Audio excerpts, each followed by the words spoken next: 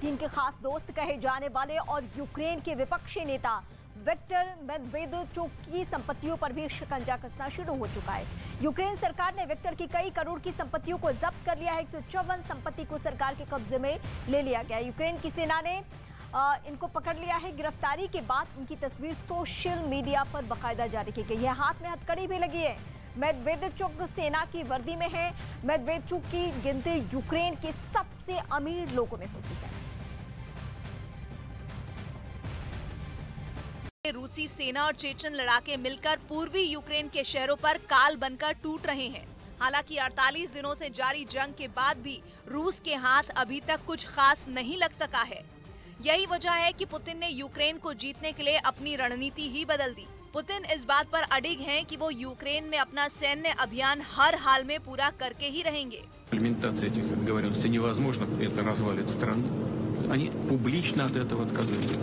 एक दिन पहले दिए अपने बयान में पुतिन ने यूक्रेन पर रूस के हमले को जायज ठहराया था।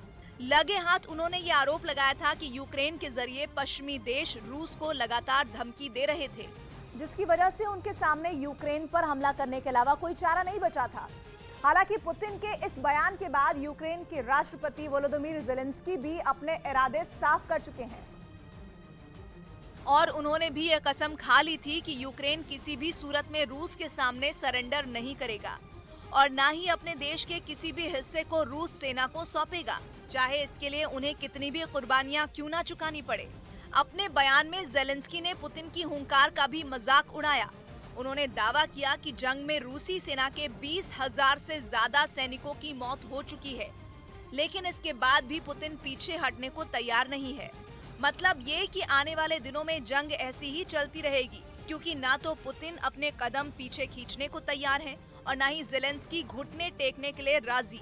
24 फरवरी को रूस ने हमला किया था और तब से लेकर अब तक यूक्रेन के कई शहर मलबे में तब्दील हो चुके हैं।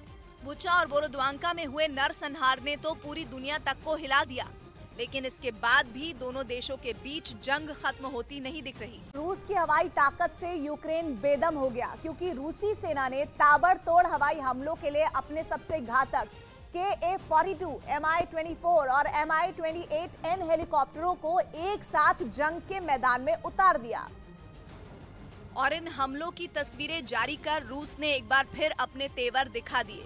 हालांकि ये हमले किस जगह किए गए वो उसने नहीं बताया, लेकिन हवाई हमलों की जो तस्वीर सामने आई उनमें रूस के अटैक हेलीकॉप्टर एक एयरबेस से उड़ान भरते दिखाई दिए। इन हेलीकॉप्टरों के जरिए रूस ने यूक्रेन के एयर डिफेंस सिस्टम और कई बख्तरबंद गाड़ियों को तबाह करने का दावा किया, जिसके लिए जंगी हेलीकॉप्टरों को उड़ा रहे पायलट हवा से ही अपने टारगेट को निशाना बनाते दिखे और टारगेट लॉक होते ही लेजर गाइडेड मिसाइलों की बरसात शुरू कर दी गई। हेलीकॉप्टर से दागी गई इन मिसाइलों ने पलक झपकते ही जमीन पर मौजूद यूक्रेनी सेना के ठिकानों को ध्वस्त कर दिया। तय वक्त में अपने मिशन को अंजाम देने के बाद रूस के इन घातक हेलीकॉप्टरों ने एयरबेस पर सुरक्षित लैंडिंग की। उधर यूक्रेन के कई टैंकों और हथियारों को एक इलाके में रूसी सेना ने तबाह कर दिया। रूस ने एक लड़ाई का ड्रोन से लिया गया एक वीडियो भी जारी किया, जिसमें जंग के मैदान में एक के बाद एक कई धमाके होते दिखाई दिए। इसके बाद वहां से रोशनी के साथ धुएं का गुबार आसमान की तरफ उठता दिखा। ये हमला यूक्रेन के एक सैन्य ठिकाने को टारगेट कर किया गया था, जिसमें यूक्रेन के कई होवित्जर तोप और बख्तरबंद गाड़ियां तबाह हो गईं। बताया गया तोपों के जरिए दागे गए गोलों की वजह से यूक्रेन के सैनिकों को संभलने तक का मौका नहीं मिला और वो लोग अपनी जान बचाने के लिए हमले वाली जगह से दूर जाते भी दिखे।